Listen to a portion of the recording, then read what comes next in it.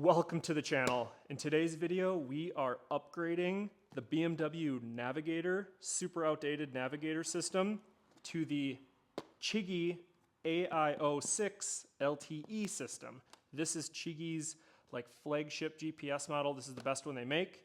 Along with this, we are going to be installing dash cams, so you'll have peace of mind if you ever were in an accident or nearly were in an accident. You could rewind the footage, see what happened. And to make this just an absolute plug and play unit, we have the quick release adapter. So this attaches onto the back side of the GPS, I believe. I've never installed one of these before, so we are going in blind together. The boxes aren't even opened, but this GPS is going to maintain all functionality of the Wonder Wheel and all the functionality with the controls that this GPS would have.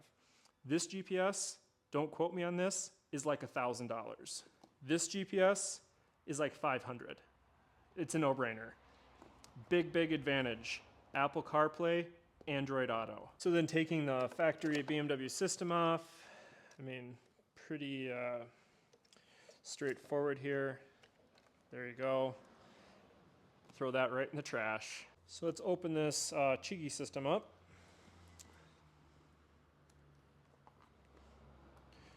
Dang, this is like an iPhone box. Ah. Instructions probably won't. Dang, this thing's nice. I wasn't expecting it to be that big, to be honest. So now just comparing these two, the Chigee display with the BMW display, you can see that the Chigee display is significantly larger, and it actually looks a lot more like quality, to be honest. The weight of them, the Chigee display feels a lot better. The Chigee display, I've had a lot of customers come in with this display as well as some other brands, and I've heard a lot of positive reviews on this particular display, and that's kind of why we're here. So now this is the display adapter that actually we'll say interfaces with the Chigee to make it have that factory functionality as the BMW GPS. I will say that the packaging on here is very high quality, and there's a lot to be said about that. Instructions, I don't think we'll need those. So now this is the adapter here to make it interface with the BMW system. So then the GPS came with a little toolkit, and we're going to remove the screws that are on the back side of the GPS, and then it came with new screws, which I'm assuming are different, or a different length, to then install this. And this just has that little USB-C, and it just goes in like that. Super duper straightforward and easy. I've never installed one of these before, but I've heard a lot of positive feedback from customers in the past that search around for a replacement of the Navigator system, or even customers that have purchased the Navigator system but then are totally displeased with the performance of it. So this is kind of the big upgrade. So now installing the GPS with this backplate, it'll install the same as the BMW Navigator. Boom, are you kidding me? So do that, locks over, still retains the lock.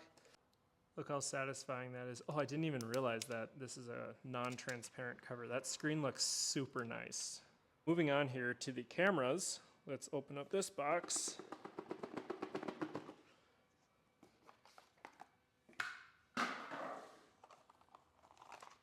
So these cameras are obviously corded. It looks like one cord is significantly longer than the other. So this will be our front-facing camera, and this will be our rearward-facing camera. And then obviously it comes with little mounts and a little tool, and that's it. This installation is going to be super straightforward. Okay, so the camera mounts here look like they're just held on with double stick tape. So at least they're using high-quality 3M stuff. So I'm just going to stick that centered as possible. And then our camera has these little mounts that look like they just snap on like that. And then there's a little nut right there.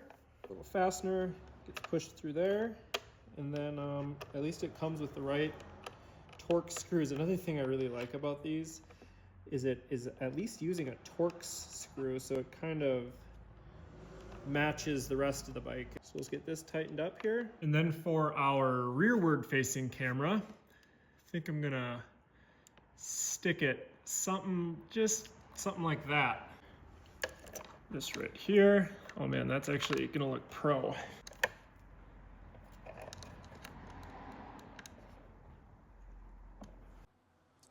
So now obviously we need to get power to the cameras and have it all plugged in nice here.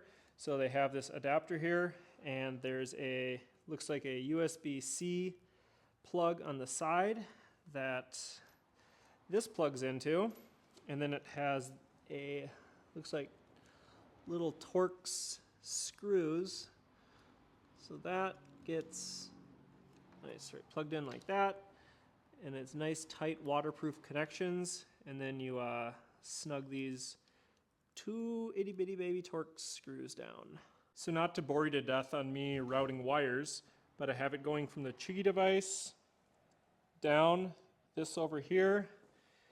It gets tucked and routed along there. And then I have everything plugged in right underneath this panel here. The wires then go around underneath this panel and back here. You can see the cameras right here, and then I just have the wire going up under the seat. All right, so this is Brody. He's the owner of this bike and new owner of a Chigee display. So you are upgrading from the BMW Navigator display to the Chigee AIO-6 LTE unit. If you want to just kind of walk us through the functionality and your initial impressions of this unit? Yeah, so the main reason I'm going after this is the obvious one. I want to be able to use Android Auto instead of the factory settings from BMW.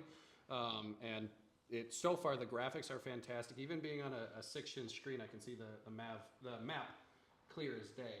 Comparing it to the Navigator feels like the graphics are pretty dated at this point. And a couple of tech upgrades that are pretty obvious right out the gate. One of the big ones is going to be listening to music. So BMW is using really, really old Bluetooth stuff versus Chigee's using state-of-the-art Bluetooth current stuff that works with today's phones. BMW, when you're listening to music through the Navigator, which BMW recommends hooking up your headset with, sounds like a 1980s radio as compared to the Chigee's going to sound really good, especially because I'm using like a Harman Kardon speaker setup in my helmet. So it was wasted with the Navigator. So super excited to try out the Chigee. It's got quite a few different screens that you can navigate through, including its home screen that's going to give you a lot of the bike feedback, as well as my personal favorite, the cameras are set up for this to be a dash cam. So right out the gate, it's giving you a wide screen of your forward dash. It still gives you a speed readout and gives you a little bit of a clip in the corner about your rear screen, or you can full screen rear if you're looking to pay attention to your safety data. Now, it pairs up nicely with the app. And feeds a lot of the video data to the app, so you don't have to store a ton on the Chigee device as well. So seems to be pretty current with the tech, and really happy to use it. I think it does recommend you use a SD card, or it's going to run out of storage pretty quick. I think it said 28 gigs built in or something like that. Yeah.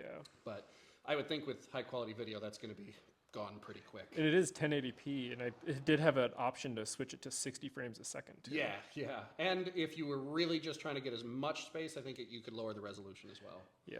So yeah, really cool setup. Just kind of get into a few of the different screens. It's also got a tachometer built in, so you can really track a lot of it, as well as lean angle and trips and fuel and stuff like that. So yeah, this is cool because now you can, I believe this is your tach, and then speed and lean angle, all this information here, so now you can kind of have your display something else that might feel important to you. Yeah. Good to see that you didn't really have to do anything extra. It is reading data from the bike.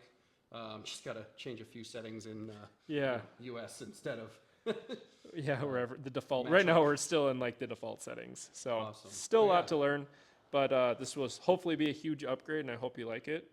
But as always, have a safe ride.